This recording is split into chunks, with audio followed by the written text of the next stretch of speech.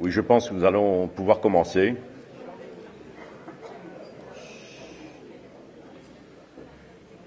Mesdames et messieurs les intervenants, cher Francis Rocard, cher Dominique Leglu, mesdames et messieurs, pour conclure cette 17e édition des Mystères du XXIe siècle sur le thème « Quelles énergies pour demain ?», nous avons invité une personnalité experte en géopolitique et en relations internationales et qui connaît bien les mystères, puisque nous l'avions déjà invité, beaucoup s'en souviennent, lors de l'édition 2012 des Mystères, où il avait donné une conférence intitulée « Tensions religieuses, tensions sur l'énergie, lesquelles doivent nous empêcher de dormir ».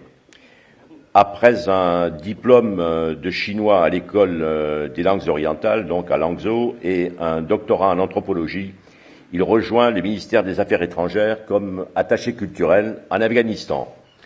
Dans son premier ouvrage, La Cité des Murmures, il décrit l'entrée des Afghans dans la guerre au cours des années 80.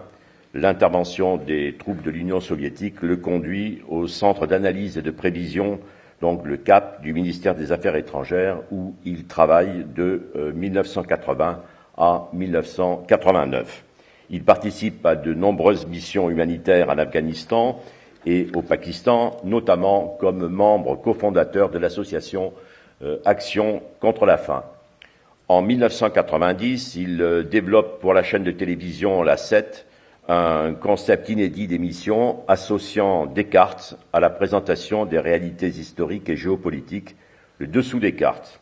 Ce magazine hebdomadaire est diffusé à partir de 1992 par la chaîne Arte. Depuis, il est également diffusé sur TV5 Monde et sur Internet. Dans le même temps, il crée en 1991 le LEPAC, le Laboratoire d'études prospectives et d'analyse cartographique, qui est spécialisé en politique internationale et prospective. Ce centre de recherche intervient auprès d'entreprises françaises et européennes, de collectivités territoriales et auprès de l'Union européenne. Sa vocation est d'éclairer le débat public et les enjeux de long terme. En liaison avec le département du Jura et la région Franche-Comté, il travaille également à l'établissement du premier musée français concernant les mondes arctiques et antarctiques, rendant ainsi hommage à son célèbre père, Paul-Émile, qui fut le fondateur et le patron des expéditions polaires françaises durant 29 ans.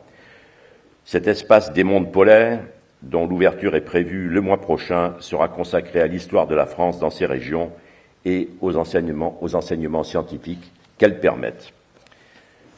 Mesdames et messieurs, pour conclure cette 17e édition des Mystères du XXIe siècle, j'ai l'honneur et le plaisir d'appeler Monsieur Jean-Christophe Victor.